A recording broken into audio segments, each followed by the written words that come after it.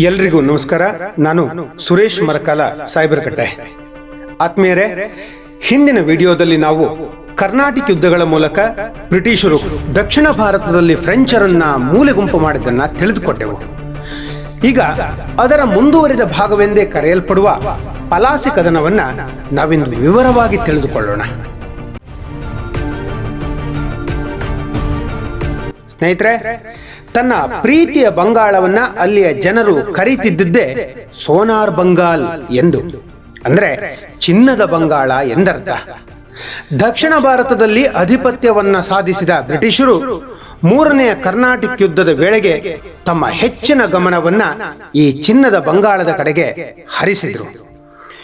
ಈ ವೇಳೆಗಾಗಲೇ British East India company ಬಂಗಾಳದ ಪ್ರಾಂತ್ಯದಲ್ಲಿ ವ್ಯಾಪಾರದಿಂದ ಅಪಾರವಾದ ಲಾಭವನ್ನ ಗಳಿಸ್ತಾ ಇತ್ತು. ಆದರೆ ವ್ಯಾಪಾರದಿಂದ ಬರ್ತಾ ಇದ್ದ ಅಪಾರವಾದ ಲಾಭವು ಸಾಕಾಗದೆ ಹೇಗಾದರೂ ಮಾಡಿ ಇಡೀ ಬಂಗಾಳವನ್ನೇ ಲೂಟಿ ಮಾಡಬೇಕೆಂದು ಬ್ರಿಟಿಷರು ಕಾಯ್ತಾ ಇದ್ದರು. ಅದಕ್ಕಿದ್ದ ಮಾರ್ಗ ಒಂದೇ, ತಮ್ಮ ಎಂದಿನ ಒಡೆದು ಆಳುವ ನೀತಿ. ಕರ್ನಾಟಕ ಯುದ್ಧಗಳಲ್ಲಿ ತಮ್ಮ ಕೈಚಳಕವನ್ನ ತೋರಿಸಿದ್ದ ಬ್ರಿಟಿಷರು ಇಲ್ಲೂ ಅದೇ ಕೊಳಕು ಆಟವಾಡಲು ದಾಳವನ್ನು ಹೂಡ್ತಾರೆ. ಪರಿಣಾಮ ಭಾರತದ ಇತಿಹಾಸದ ಅತ್ಯಂತ ಕರಾಳ ಯುದ್ಧ ಪಲಾಸಿ ಕದನ. ಈ ಯುದ್ಧದ ಮೂಲಕ ಬಂಗಾಳದಲ್ಲಿ ಬ್ರಿಟಿಷರು ತಮ್ಮ ಮೊದಲ ಆಧಿಪತ್ಯವನ್ನ ಸ್ಥಾಪಿಸಿದರು. ಆತ್ಮೀಯರೇ, ಬಂಗಾಳವೆಂದ್ರೆ ಅದೇನು ಸಾಮಾನ್ಯವಾದ ಪ್ರಾಂತ್ಯವಾಗಿರಲಿಲ್ಲ. ಇಂದಿನ ಪಶ್ಚಿಮ ಬಂಗಾಳ, ಬಿಹಾರ, ಒರಿಸ್ಸಾ ಹಾಗೂ ಬಾಂಗ್ಲಾದೇಶಗಳನ್ನು ಒಳಗೊಂಡ ಮೊಘಲರ ಒಂದು ದೊಡ್ಡ ಸುಭಾ ಅಥವಾ ಪ್ರಾಂತ್ಯವಾಗಿತ್ತು. ಪ್ರಾಚೀನ ಕಾಲದಲ್ಲಿ ಗೌಡ ದೇಶ ಎಂದು ಕರೆಯಲ್ಪಡುತ್ತಿದ್ದಂತಹ ಈ ಬಂಗಾಳವು ತನ್ನ ಕಣ್ಣು ಕೋರೈಸುವ ಅಪಾರವಾದ ಸಂಪತ್ತಿನಿಂದ ಇತಿಹಾಸದ ಉದ್ದಕ್ಕೂ ಪ್ರಮುಖ ಪಾತ್ರವನ್ನು ವಹಿಸಿದ ಭೂಪ್ರದೇಶ. ಮಧ್ಯಯುಗದ ಕಾಲದಲ್ಲಿ ದೆಹಲಿ ಸುಲ್ತಾನರ ಆಡಳಿತಕ್ಕೆ ಒಳಪಟ್ಟಿದ್ರೂ ದೆಹಲಿಯಿಂದ ಬಹುದೂರವಿರುವ ಪ್ರಾಂತ್ಯವಾದ್ದರಿಂದ ಈ ಬಂಗಾಳವು ಅಲ್ಲಿನ ಸುಬಾದಾರರ ಮಹತ್ವಾಕಾಂಕ್ಷೆಯಿಂದ ಅನೇಕ ಬಾರಿ ಸ್ವತಂತ್ರಗೊಂಡದ್ದು ಉಂಟು. ಆದರೆ ಅತ್ಯಂತ ಆಯಕಟ್ಟಿನ ಪ್ರದೇಶವಾದ ಬಂಗಾಳವನ್ನ ದೆಹಲಿ ಸುಲ್ತಾನರು ಶಾಶ್ವತವಾಗಿ ತಮ್ಮ ಹಿಡಿತದಲ್ಲೇ ಇರುವಂತೆ ನೋಡಿಕೊಂಡರು. ಬಹಳ ಫಲವತ್ತಾದ ಭೂಪ್ರದೇಶ, ಆಂತರಿಕ ವ್ಯಾಪಾರಕ್ಕೆ ಪೂರಕವಾದ ಹೂಗ್ಲಿ ನದಿ, ಅದರ ಇಕ್ಕೆಲಗಳಲ್ಲಿನ ಮೆಕ್ಕಲು ಮಣ್ಣು ಹಾಗೂ ಸಾಗರೋತ್ತರ ವ್ಯಾಪಾರಕ್ಕೆ ಅನುಕೂಲವಾದ ಬಂಗಾಳ ಕೊಲ್ಲಿ ಮತ್ತು ಅದರ ತಟದಲ್ಲಿರುವ ಬಂದರುಗಳು, ಈ ಎಲ್ಲಾ ಕಾರಣಗಳು ಬಂಗಾಳವನ್ನು ದೆಹಲಿ ರಾಜರ ಕಪಿಮುಷ್ಟಿಯಲ್ಲಿ ಇಟ್ಟುಕೊಳ್ಳುವಂತೆ ಒತ್ತಾಯಿಸಿತು. ಹೀಗಾಗಿ ಬಂಗಾಳವನ್ನು ಬಿಟ್ಟುಕೊಡಲು ಮುಂದೆ ಬಂದ ಮೊಘಲರು ಸೇರಿದಂತೆ ಯಾವ ರಾಜರೂ ತಯಾರಿರಲಿಲ್ಲ. ಈ ಕಾರಣಕ್ಕಾಗಿಯೇ ಬಂಗಾಳಕ್ಕಾಗಿ ಅನೇಕ ಕದನಗಳು ನಡೆದಿರುವುದನ್ನ ನಾವು ಕಾಣ್ತೇವೆ. ಇಂತಹ ಕದನಗಳಲ್ಲಿ ಅತ್ಯಂತ ಪ್ರಮುಖ ಕದನಗಳೇ ಪಲಾಶಿ ಕದನ ಮತ್ತು ಬಕ್ಸಾರ್ ಕದನಗಳು. ಈಗ ಪಲಾಸಿ ಕದನಕ್ಕೆ ಕಾರಣಗಳನ್ನು ತಿಳಿದುಕೊಳ್ಳೋಣ. ಸಾಮಾನ್ಯ ಕದನದಂತಲ್ಲ ಈ ಪಲಾಸಿ ಕದನ. ಹೀಗಾಗಿ ಈ ಕದನಕ್ಕೆ ಕಾರಣವಾದ ಅಂಶಗಳು ಕೂಡ ಹಲವಾರು. ಅದರಲ್ಲಿ ಮೊದಲನೇ ಕಾರಣ ದಸ್ತಕಗಳ ದುರುಪಯೋಗ ಹಾಗೂ ಅದರಿಂದ ಉಂಟಾದ ಆರ್ಥಿಕ ನಷ್ಟ. ಪಲಾಸಿ ಕದನ ಸಾಮಾನ್ಯ ಶತಮಾನ 1757ರಲ್ಲಿ ನಡೆದರೂ ಕೂಡ ಈ ಕದನದ ಮೂಲ ಕಾರಣವನ್ನು ತಿಳಿಯಲು ನಾವು ಸುಮಾರು 1645ರಷ್ಟು ಹಿಂದೆ ಹೋಗಬೇಕಾಗ್ತದೆ. ಈ ಸಮಯದಲ್ಲಿ ಬ್ರಿಟಿಷರು ಪಲಾಸಿ ಕದನದ ಕಾಲದಲ್ಲಿದ್ದ 10ನೇ 1 ಭಾಗದಷ್ಟು ಕೂಡ ಸಾಮರ್ಥ್ಯವಂತರಾಗಿರಲಿಲ್ಲ. ಹೆಚ್ಚೇಕೆ ಆಗ ಬ್ರಿಟಿಷರು ಭಾರತೀಯ ರಾಜರ ದಯಾಭಿಕ್ಷೆಯಲ್ಲೇ ವ್ಯಾಪಾರ ನಡೆಸ್ತಾ ಇದ್ರು. ಆಗ ಭಾರತದ ಮೊಘಲ್ ದೊರೆಯಾಗಿದ್ದವನು ಶಹಜಹಾನ್. ಅವನ 19 ಸುಬಾಗಳ ಪೈಕಿ ಬಂಗಾಳವು ಅತ್ಯಂತ ಹೆಚ್ಚು ವರಮಾನವನ್ನು ತರುವ ಅತ್ಯಂತ ಆಯಕಟ್ಟಿನ ಪ್ರಾಂತ್ಯವಾಗಿತ್ತು. ಹೀಗಾಗಿ ಈ ಬಂಗಾಳ ಸುಬಾದ ಆಡಳಿತ ನಿರ್ವಹಣೆಗೆ ಶಹಜಹಾನ್ ತನ್ನ ಪುತ್ರ ಶಾಶೂಜನನ್ನೇ ಸುಬಾದಾರನನ್ನಾಗಿ ನೇಮಿಸಿದ್ದ. ಆತನು ಸುಬಾದಾರನಾಗಿ ಕಾರ್ಯನಿರ್ವಹಿಸುವ ಸಂದರ್ಭದಲ್ಲೇ ಬ್ರಿಟಿಷ್ ಈಸ್ಟ್ ಇಂಡಿಯಾ ಕಂಪನಿಗೆ ಬಂಗಾಳದಲ್ಲಿ ಸುಂಕರಹಿತ ವ್ಯಾಪಾರ ಮಾಡುವಂತಹ ಒಂದು ವಿಶೇಷ ಸೌಲಭ್ಯ ಲಭ್ಯವಾಯಿತು. ಈ ವಿಶೇಷ ವ್ಯಾಪಾರ ಸವಲತ್ತನ್ನು ಪಡೆದುಕೊಂಡ ಹಿನ್ನೆಲೆ ಬಹಳ ಸ್ವಾರಸ್ಯಕರವಾಗಿದೆ. ಅದೇನೆಂದ್ರೆ, ಸುಮಾರಾಗಿ 1645ರ ವೇಳೆಗೆ ಒಮ್ಮೆ ಶಹಜಹಾನನ ಪುತ್ರಿ ಜಹನಾರ ರೇಷ್ಮೆ ಬಟ್ಟೆಯನ್ನ ಧರಿಸಿಕೊಂಡು ಅರಮನೆಯಲ್ಲಿದ್ದಾಗ ಆಕಸ್ಮಿಕವಾಗಿ ಆಕೆ ಹುಟ್ಟಿದ್ದ ಬಟ್ಟೆಗೆ ಹಚ್ಚಿದ್ದ ದೀಪ ತಗುಲಿ ಮೈಯೆಲ್ಲ ಸುಟ್ಟುಕೊಂಡು ವಿರೂಪಗೊಂಡಳು. ಪಂಡಿತರು, ಹಕೀಮರು ಎಲ್ಲರ ಔಷಧೋಪಚಾರಗಳು ಮುಗಿಯಿತು. ಏನು ಮಾಡಿದ್ರು ಆಕೆಯ ಮೊದಲಿನ ರೂಪ ಬರೋದೇ ಇಲ್ಲ. ಈ ಸಂದರ್ಭದಲ್ಲಿ ಬ್ರಿಟಿಷ್ ಈಸ್ಟ್ ಇಂಡಿಯಾ ಕಂಪನಿಯ ವಾಣಿಜ್ಯ ನೌಕೆಯಾಗಿದ್ದ HMS ಹೋಪ್ವೆಲ್ ನಲ್ಲಿ ವೈದ್ಯನಾಗಿದ್ದ ಗೇಬ್ರಿಯಲ್ ಬೋಟನ್ ಎಂಬಾತನು ತನ್ನ ಅಲೋಪತಿ ವೈದ್ಯ ಚಿಕಿತ್ಸೆಯ ಮೂಲಕ ಆಕೆಯನ್ನು ಗುಣಪಡಿಸಿ ಆಕೆಗೆ ಸಹಜ ರೂಪವನ್ನ ಮರಳಿಸ್ತಾನೆ. ಇದರಿಂದ ಸಂತುಷ್ಟನಾದ ಶಹಜಹಾನ್ ಬೋಟನ್ನನ ದೈತ್ಯಾಕಾರದ ದೇಹಕ್ಕೆ ಸಮವಾದ ಚಿನ್ನದ ಉಡುಗೊರೆಯನ್ನ ನೀಡುವುದಾಗಿ ಘೋಷಣೆ ಮಾಡ್ತಾನೆ. ಆದರೆ ಬೋಟನ್ ಇದನ್ನ ನಯವಾಗಿ ತಿರಸ್ಕರಿಸಿ ನವಾಬನಲ್ಲಿ ಬ್ರಿಟಿಷ್ ಈಸ್ಟ್ ಇಂಡಿಯಾ ಕಂಪನಿಗೆ ನಿನ್ನ ಸಾಮ್ರಾಜ್ಯದಲ್ಲಿ ವ್ಯಾಪಾರ ಮಾಡಲು ಅನುಮತಿ ನೀಡ್ತೀಯಾ ಅಂತ ಕೇಳ್ತಾನೆ. ಇದನ್ನ ಮನ್ನಿಸಿ ಬರಿಯ ವ್ಯಾಪಾರ ಮಾತ್ರವಲ್ಲ, ಇಡೀ ಬಂಗಾಳ ಪ್ರಾಂತ್ಯದಲ್ಲೇ ಸುಂಕವೇ ಇಲ್ಲದೆ ವ್ಯಾಪಾರ ಮಾಡಲು ಅನುಮತಿ ನೀಡ್ತಾನೆ. ಹೀಗೆ ಸಾಕ್ತದೆ ಆ ಐತಿಹ್ಯ. ಸ್ನೇಹಿತರೆ, ಇಲ್ಲಿ ಒಂದು ಅಂಶವನ್ನ ನಾವು ಗಮನಿಸಲೇಬೇಕು. ತನ್ನ ಆನೆ ಗಾತ್ರದ ದೇಹಕ್ಕೆ ಸಮನಾದ ಚಿನ್ನದ ನಾಣ್ಯಗಳನ್ನ ಸಲೀಸಾಗಿ ಪಡಕೊಂಡು ಆರಾಮವಾಗಿ ತಾನೊಬ್ಬ ಶ್ರೀಮಂತನಾಗಬಹುದಾದ ಸಮಯದಲ್ಲೂ ಬೋಟನ್ನಂತಹ ಬ್ರಿಟಿಷನು ಯೋಚಿಸಿದ್ದು ಆ ಕ್ಷಣದ ತನ್ನೊಬ್ಬನ ಸಂತೋಷಕ್ಕಲ್ಲ, ಬದಲಿಗೆ ತನ್ನ ಇಡೀ ಕಂಪನಿ ಮುಂದೆ ಭಾರತದಲ್ಲಿ ಲೂಟಬಹುದಾದ ಸಂಪತ್ತಿನ ಅಪಾರವಾದ ಭವಿಷ್ಯಕ್ಕಾಗಿ. ಇದು ಬ್ರಿಟಿಷರು ತಮ್ಮ ಲಾಭಕ್ಕಾಗಿ ಎಷ್ಟು ಮುಂದಾಲೋಚನೆ ಮಾಡ್ತಾ ಇದ್ರು ಎಂಬುದನ್ನ ಸೂಚಿಸುತ್ತದೆ. ಮುಂದೆ ಮೊಘಲರ ಅತ್ಯಂತ ಸ್ಫುರದ್ರೂಪಿ ನವಾಬನೆಂದೇ ಹೆಸರಾದ ಫಾರೂಕ್ ಶಿಯಾರ್ನ ಕಾಲದಲ್ಲಿ ಈ ವ್ಯಾಪಾರಿ ಅನುಮತಿಗಳು ದಸ್ತಕಗಳು ಎಂಬ ಹೆಸರಿನಲ್ಲಿ ಇಡೀ ಮುಘಲ್ ಸಾಮ್ರಾಜ್ಯಕ್ಕೆ ವಿಸ್ತರಣೆಯಾಗುತ್ತದೆ. 1717ರಲ್ಲಿ ಔರಂಗಜೇಬನ ಮರಣಾನಂತರ ಅಧಿಕಾರಕ್ಕೆ ಬಂದ ಎಲ್ಲಾ ಮುಘಲ್ ದೊರೆಗಳು ದುರ್ಬಲರಾಗಿದ್ದರು. ಇವರ ದೌರ್ಬಲ್ಯದ ಲಾಭ ಪಡೆದು ಅನೇಕ ಸುಬಾದಾರರು ತಮ್ಮ ತಮ್ಮ ಪ್ರಾಂತ್ಯಗಳಲ್ಲಿ ಸ್ವತಂತ್ರರಾಗ್ತಾರೆ. ಅಂಥವರಲ್ಲಿ ಬಂಗಾಳದ ಸುಬೇದಾರನಾಗಿದ್ದ ಮುರ್ಷಿದ್ ಕುಲಿ ಖಾನ್ ಬಹಳ ಪ್ರಮುಖ. ಅವನು ಮೊಘಲ್ ದೊರೆಗಳಿಂದ ಸ್ವಾತಂತ್ರ್ಯವನ್ನ ಘೋಷಿಸಿಕೊಂಡು ಬಂಗಾಳದ ನವಾಬ ಎಂಬ ಸಂತತಿಯನ್ನ ಆರಂಭಿಸ್ತಾನೆ. ಇವನ ಉತ್ತರಾಧಿಕಾರಿಗಳ ಪೈಕಿ ಶುಜಾ-ಉದ್-ದೌಲಾ, ಸರ್ಫರಾಜ್ ಖಾನ್, ಅಲಿವರ್ದಿ ಖಾನ್ ಇವರೆಲ್ಲರೂ ಸೇರಿ ಸುಮಾರು 30 ವರ್ಷಗಳ ಕಾಲ ಬೆಂಗಾಲವನ್ನ ಹಂತ ಹಂತವಾಗಿ ಸ್ವತಂತ್ರ ರಾಜ್ಯದ ಸ್ಥಾನಕ್ಕೆ ತರ್ತಾರೆ. ನಂತರ ಸಿರಾಜುದ್ದೌಲಾ ಬಂಗಾಳದ ನವಾಬನಾಗ್ತಾನೆ. ಪಲಾಸಿ ಕದನವೆಂದ ಕೂಡಲೇ ನಮಗೆ ನೆನಪಾಗೋದು ಇದೇ ಸಿರಾಜುದ್ದೌಲಾ. ಮೊಘಲ್ ದೊರೆಗಳಂತೆ ಬಂಗಾಳದ ನವಾಬರು ಕೂಡ ಈ ದಸ್ತಕದ ಪರಂಪರೆಯನ್ನ ಮುಂದುವರಿಸಿಕೊಂಡು ಬರ್ತಾರೆ. ಆದರೆ ಈ ವೇಳೆಗಾಗಲೇ ಬ್ರಿಟಿಷರ ಲಂಪಟತನ ಯಾವ ಮಟ್ಟಕ್ಕೆ ಹೋಗಿತ್ತೆಂದ್ರೆ, ಶಹಜಹಾನ್ ದಯಪಾಲಿಸಿದ ದಸ್ತಕಗಳೆಂಬ ವ್ಯಾಪಾರಿ ಭಿಕ್ಷೆಯಿಂದ ಅಪಾರವಾದ ಲಾಭವನ್ನು ಗಳಿಸಿದ್ದು ಮಾತ್ರವಲ್ಲದೆ ಮುಂದಿನ ದಿನಗಳಲ್ಲಿ ಅದೇ ದಸ್ತಕಗಳನ್ನ ದೇಶೀಯ ವ್ಯಾಪಾರಿಗಳಿಗೆ ದೊಡ್ಡ ದೊಡ್ಡ ಮೊತ್ತಕ್ಕೆ ಮಾರಿಕೊಳ್ತಾರೆ. ಇದರಿಂದ ಒಂದು ಕಡೆ ಕಂಪನಿಗೆ ನಷ್ಟವಾಗ್ತಾ ಇದ್ರೆ, ಇನ್ನೊಂದು ಕಡೆ ನವಾಬನ ಬೊಕ್ಕಸಕ್ಕೂ ಅಪಾರವಾದ ಹೊಡೆತ ಬೀಳ್ತಾ ಇರ್ತದೆ. ಇದು ಕುಲಿಖಾನ್ ಸೇರಿದಂತೆ ಎಲ್ಲಾ ನವಾಬರಿಗೂ ಗೊತ್ತೇ ಇತ್ತಾದ್ರೂ ಬ್ರಿಟಿಷರ ದ್ವೇಷ ಕಟ್ಟಿಕೊಳ್ಳೋದು ಬೇಡ ಎಂಬ ಕಾರಣಕ್ಕಾಗಿ ಅಲ್ಲಲ್ಲಿ ಗದರಿದಂತೆ ಮಾಡಿ ಸುಮ್ಮನಿರ್ತಾ ಇದ್ರು. ಈಗ ನವಾಬ್ ಸಿರಾಜುದ್ದೌಲನ ಕಾಲಕ್ಕೆ ಬರೋಣ. ಹೇಳಿ ಕೇಳಿ ಸಿರಾಜುದ್ದೌಲಾ ತರುಣ ಪ್ರಾಯದವನು, 23ರ ಬಿಸಿ ರಕ್ತದ ಯುವಕ, ತುಸು ದುರಹಂಕಾರಿ, ಮುಂಗೋಪಿ ಬೇರೆ. ಅವನಿಗೆ ಬ್ರಿಟಿಷರ ಮೇಲೆ ಹಿಂದಿನ ನವಾಬರಿಗೆ ಇದ್ದಂತೆ ಅಂತಹ ಪ್ರೀತಿಯೂ ಕೂಡ ಇರಲಿಲ್ಲ.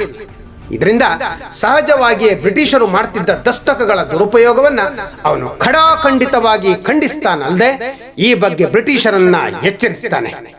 ಆದರೆ ಪೊಗದಸ್ತಾಗಿ ತಿಂದು ಅಭ್ಯಾಸವಾಗಿ ಬಿಟ್ಟಿದ್ದ ಬ್ರಿಟಿಷರು ಸಿರಾಜುದ್ದೌಲನ ಎಚ್ಚರಿಕೆಯನ್ನ ಗಣನೆಗೆ ತೆಗೆದುಕೊಳ್ಳಲಿಲ್ಲ. ಆಗ ಸಿರಾಜುದ್ದೌಲಾ ನೇರವಾಗಿ ಆ ದಸ್ತಕಗಳನ್ನೇ ರದ್ದುಗೊಳಿಸ್ತಾನೆ. ಇದು ಮಾತ್ರ ಬ್ರಿಟಿಷರ ಕೆಂಗಣ್ಣಿಗೆ ಕಾರಣವಾಗಿ ತಮ್ಮ ಸುಖದ ದಾರಿಗೆ ಅಡ್ಡವಾಗಿರುವ ಸಿರಾಜುದ್ದೌಲನನ್ನ ಸಿಂಹಾಸನದಿಂದ ಹೇಗಾದರೂ ಮಾಡಿ ಕಿತ್ತೊಗೆಯಬೇಕೆಂದು ಸಮಯ ಕಾಯ್ತಾರೆ. ಹೀಗೆ ದಸ್ತಕಗಳ ದುರುಪಯೋಗ ಹಾಗೂ ಸಿರಾಜುದ್ದೌಲಾ ಅದನ್ನು ರದ್ದುಗೊಳಿಸಿದ್ದು ಪಲಾಸಿ ಕದನದ ಪ್ರಮುಖ ಕಾರಣವಾಗ್ತದೆ. ಎರಡನೆಯ ಕಾರಣ ಸಿರಾಜುದ್ದೌಲನ ವ್ಯಕ್ತಿತ್ವ ಮತ್ತು ಆತನ ಸಮಸ್ಯೆಗಳು. ಪ್ರಮುಖವಾಗಿ ಸಿರಾಜುದ್ದೌಲನ ಸಿಡುಕು ವ್ಯಕ್ತಿತ್ವ ಪಲಾಸಿ ಕದನಕ್ಕೆ ಎರಡನೇ ಕಾರಣವಾಗ್ತದೆ. ಸಿಂಹಾಸನದಲ್ಲಿರುವ ರಾಜ ಎಲ್ಲರೊಂದಿಗೂ ಆಗದಿದ್ರೂ ಕೂಡ ಅರಮನೆಯ ಕುಟುಂಬಸ್ಥರೊಂದಿಗೆ, ಆಸ್ಥಾನದ ಮಂತ್ರಿಗಳೊಂದಿಗೆ, ಅಧಿಕಾರಿಗಳೊಂದಿಗಾದರೂ ಕೂಡ ಒಳ್ಳೆಯ ಸಂಬಂಧವನ್ನ ಇಟ್ಟುಕೊಂಡಿರಲೇಬೇಕು. ಆದರೆ ಸಿರಾಜುದ್ದೌಲ ಈ ವಿಚಾರದಲ್ಲಿ ಸಂಪೂರ್ಣ ಸೋತಿದ್ದ ಎಂದೇ ಹೇಳಬೇಕು. ಸಿರಾಜುದ್ದೌಲ 1756ರಲ್ಲಿ ಅಂದರೆ ಪಲಾಸಿ ಕದನಕ್ಕೆ 1 ವರ್ಷದ ಹಿಂದೆ ನವಾಬನಾಗಿದ್ದ. ಆ ನವಾಬನಾಗಿದ್ದು ನಿರ್ವಿವಾದವಾಗಿ ಇರಲಿಲ್ಲ. ಅವನ ಚಿಕ್ಕಮ್ಮ ಘಜಿತಿ ಬೇಗಂ ತನ್ನ ಮಗನನ್ನ ಸಿಂಹಾಸನಕ್ಕೆ ಏರಿಸಬೇಕೆಂದು ಬಹಳ ಆಸೆ ಪಟ್ಟಿದ್ಲು. ಸಿರಾಜುದ್ದೌಲನ ತಂದೆಯಾಗಿದ್ದ ಅಲಿವರ್ದಿ ಖಾನನ ಇನ್ನೊಂದು ಹೆಂಡತಿಯ ಮಗ ಶೌಕತ್ ಖಾನ್ ಕೂಡ ಸಿಂಹಾಸನಕ್ಕಾಗಿ ಒಳಸಂಚನ್ನ ಹೂಡಿದ್ದ. ಸಿರಾಜುದ್ದೌಲನ ಸೈನ್ಯದ ಮಹಾದಂಡನಾಯಕನಾಗಿದ್ದ ಮೀರ್ ಜಾಫರ್ ಕೂಡ ಸಿಂಹಾಸನಕ್ಕೆ ಒಬ್ಬ ಪ್ರಬಲ ಪ್ರತಿಸ್ಪರ್ಧಿಯಾಗಿದ್ದ. ಸಿಂಹಾಸನಕ್ಕೆ ಪ್ರತಿಸ್ಪರ್ಧಿಗಳಾಗಿದ್ದ ಇವರೆಲ್ಲರೂ ಮೇಲ್ನೋಟಕ್ಕೆ ಸಿರಾಜುದ್ದೌಲನಿಗೆ ವಿಧೇಯರಾಗಿರುವಂತೆ ಕಂಡರೂ ಕೂಡ ಒಳಗೊಳಗೆ ಸರಿಯಾದ ಅವಕಾಶಕ್ಕಾಗಿ ಕಾಯ್ತಾ ಇದ್ರು. ಇದಕ್ಕೆ ಸರಿಯಾಗಿ ಸಿರಾಜುದ್ದೌಲ ತನ್ನ ಆಸ್ಥಾನದಲ್ಲೂ ಕೂಡ ಬಹುತೇಕರ ಜೊತೆಗೆ ಸಂಬಂಧವನ್ನು ಹಾಳು ಮಾಡಿಕೊಂಡಿದ್ದ. ದಿವಾನರಾಗಿದ್ದ ರಾಯಬಲ್ಲಭನ ದ್ವೇಷ ಕಟ್ಟಿಕೊಂಡಿದ್ದ. ಖಜಾಂಜಿಯಾಗಿದ್ದ ರಾಯ್ ದುರ್ಲಭನನ್ನ ಅಧಿಕಾರದಿಂದ ಕೆಳಗಿಳಿಸಿದ್ದ. ಇಡೀ ಬಂಗಾಳಕ್ಕೆ ಬ್ಯಾಂಕರ್ ಆಗಿದ್ದ ಜಗತ್ ಸೇಠ್ನನ್ನ ಸಾರ್ವಜನಿಕವಾಗಿ ಅಪಮಾನಿಸಿದ್ದ. ಮಾಣಿಕ್ ಚಂದ್, ಓಮಿನಿ ಚಂದ್ ಹೀಗೆ ಯಾರಲ್ಲೂ ಕೂಡ ಒಳ್ಳೆಯ ಸಂಬಂಧ ಇರಲೇ ಇಲ್ಲ. ಇವರೆಲ್ಲರೂ ಮುಂದೆ ಪಲಾಸಿ ಕದನದಲ್ಲಿ ನವಾಬನಿಗೆ ಒಂದೋ ಕೈ ಕೊಡ್ತಾರೆ, ಇಲ್ದಿದ್ರೆ ಬ್ರಿಟಿಷರಿಗೆ ಸಹಾಯ ಮಾಡ್ತಾರೆ. ಹೀಗೆ ಸಿರಾಜುದ್ದೌಲನ ಸಿಡುಕು ವ್ಯಕ್ತಿತ್ವ ಪಲಾಸಿ ಕದನದ ಮತ್ತೊಂದು ಪ್ರಮುಖ ಕಾರಣವಾಗ್ತದೆ.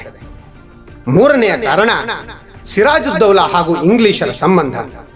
ಸಿರಾಜುದ್ದೌಲ ಹಾಗೂ ಇಂಗ್ಲಿಷರ ಸಂಬಂಧ ಆರಂಭದಿಂದಲೂ ಚೆನ್ನಾಗಿರಲಿಲ್ಲ. ನವಾಬನಾಗಿ ಸಿಂಹಾಸನಕ್ಕೆ ಏರಿದಾಗ ಎಲ್ಲಾ ನವಾಬರಿಗೂ ನೀಡುವಂತೆ ಬ್ರಿಟಿಷರು ಸಿರಾಜುದ್ದೌಲನಿಗೆ ಬೆಲೆ ಬಾಳುವ ಯಾವುದೇ ಉಡುಗೊರೆಯನ್ನು ನೀಡದೆ ವಾಡಿಕೆಯನ್ನು ಮುರಿದು ಸಿರಾಜುದ್ದೌಲನನ್ನ ಅಪಮಾನಗೊಳಿಸಿದ್ರು.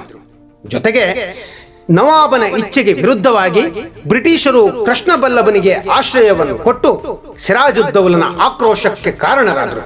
ಮುಂದೆ ಘಜಿತಿ ಬೇಗಂ, ಶೌಕತ್ ಖಾನ್, ಮೀರ್ ಜಾಫರ್, ಕಿಶನ್ ದಾಸ್, ರಾಯಬಲ್ಲಭ್ ಇವರೆಲ್ಲರೂ ಕೂಡ ಸಿರಾಜುದ್ದೌಲನ ವಿರೋಧಿಗಳು ಅಂತ ಗೊತ್ತಾದ ಕೂಡಲೇ ಬ್ರಿಟಿಷರು ಅವರಿಗೆ ಬೆಂಬಲವನ್ನು ನೀಡ್ತಾರೆ.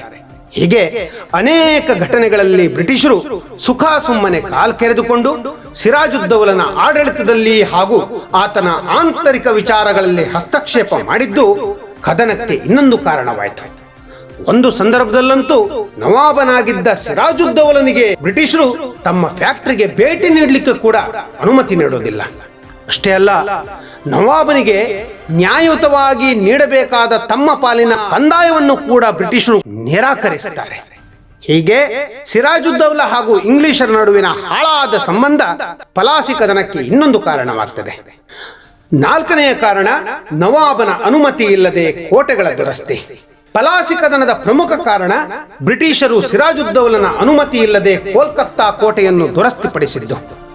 ಕರ್ನಾಟಕ ಯುದ್ಧಗಳಿಂದ ಫ್ರೆಂಚರು ದಕ್ಷಿಣ ಭಾರತದಲ್ಲಿ ಸಂಪೂರ್ಣವಾಗಿ ಅವನತಿ ಹೊಂದಿದ್ರೂ ಕೂಡ ಉತ್ತರ ಭಾರತದ ಚಂದ್ರನಾಗೌರ್ನಲ್ಲಿ ಅವರ ವ್ಯಾಪಾರ ವಹಿವಾಟು ಜೋರಾಗಿಯೇ ಇತ್ತು. ಆದರೆ ದುರ್ದೈವವೋ ಎಂಬಂತೆ ಫ್ರೆಂಚರ ಈ ಚಂದ್ರನಾಗೌರ್ ಬ್ರಿಟಿಷರ ಪ್ರಮುಖ ವ್ಯಾಪಾರಿ ಕೇಂದ್ರವಾದ ಕಲ್ಕತ್ತೆಗೆ ಅತಿ ಹತ್ತಿರದಲ್ಲಿತ್ತು. ಸ್ವಲ್ಪ ಯೋಚನೆ ಮಾಡೋಣ.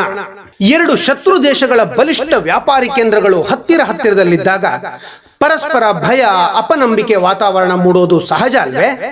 ಇಲ್ಲೂ ಹಾಗೆ ಆಯಿತು. ಒಂದೊಮ್ಮೆ ತಮಗೆ ಫ್ರೆಂಚರಿಂದ ತೊಂದರೆ ಆಯಿತು ಅಂದ್ರೆ ಸಿರಾಜುದ್ದೌಲನ ಸಹಾಯ ಕೇಳೋಣ ಅಂತ ಹೇಳಿದ್ರೆ ದಸ್ತಕಗಳ ಗಲಾಟೆಯಿಂದ ಬ್ರಿಟಿಷರಿಗೆ ಅದು ಸಾಧ್ಯವಿರಲಿಲ್ಲ. ಹೀಗಾಗಿ ಬ್ರಿಟಿಷರಿಗೆ ಸಾಧ್ಯ ಇದ್ದದ್ದು ಈಗ ಒಂದೇ ಒಂದು ದಾರಿ.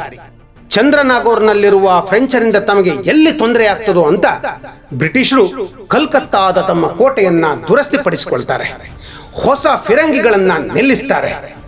ಅದು ಕೂಡ ತಾವು ನಿಂತ ನೆಲದ ಮೂಲ ಮಾಲೀಕನಾದ ಸಿರಾಜುದ್ದೌಲನ ಒಂದೇ ಒಂದು ಮಾತು ಕೇಳದೆ.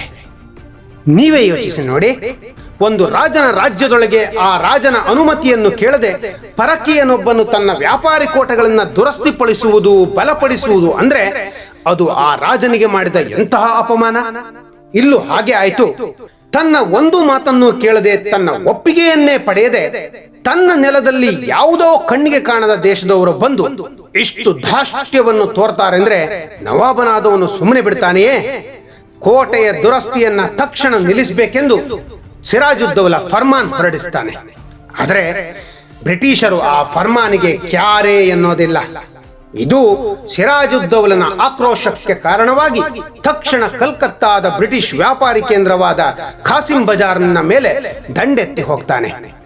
ಹೀಗೆ ಸಿರಾಜುದ್ದೌಲನ ಅನುಮತಿ ಇಲ್ಲದೆ ಕೋಲ್ಕತ್ತಾದ ಕೋಟೆಯನ್ನು ದುರಸ್ತಿಪಡಿಸಿದ್ದು ಪಲಾಸಿ ಕದನಕ್ಕೆ ಅತಿ ಘನವಾದ ಕಾರಣವಾಗ್ತದೆ. ಇನ್ನು 5ನೆಯ ಕಾರಣ ಇಂದಿಗೂ ಇತಿಹಾಸದಲ್ಲಿ ಬಹುಚರ್ಚಿತವಾಗಿರುವ ಕಪ್ಪು ಕೋಣೆ ದುರಂತದ ಘಟನೆ.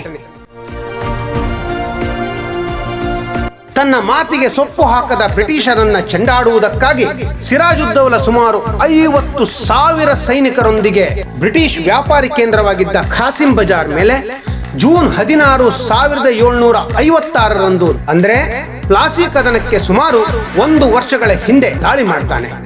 ಸಿರಾಜುದ್ದೌಲನ ಹೊಡೆತ ಹೇಗಿತ್ತೆಂದ್ರೆ ಎಲ್ಲಾ ಪೂರ್ವ ಸಿದ್ಧತೆ ಮಾಡಿಕೊಂಡಿದ್ದ ಬ್ರಿಟಿಷರು ಕೂಡ ಅಕ್ಷರಶಃ ನಲುಗಿ ಹೋಗ್ತಾರೆ.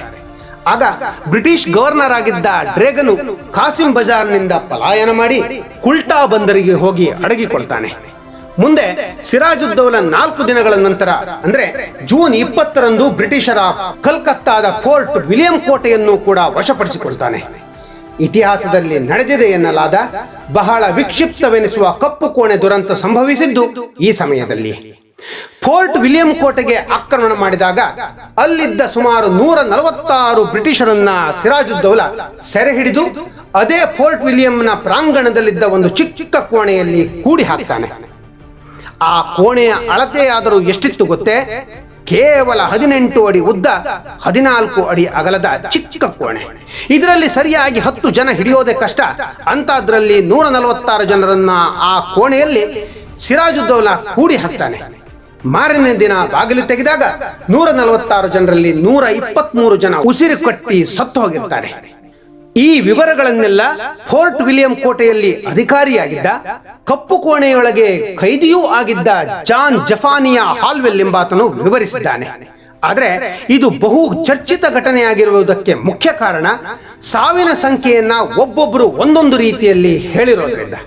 ಜೊತೆಗೆ ಹಾಲ್ವೆಲ್ನ ಸಮಕಾಲೀನರಾದ ಯಾವ ಇತಿಹಾಸಕಾರರು ನೇರವಾಗಿ ಈ ವಿಚಾರದ ಪ್ರಸ್ತಾಪವನ್ನೇ ಮಾಡಿಲ್ಲ.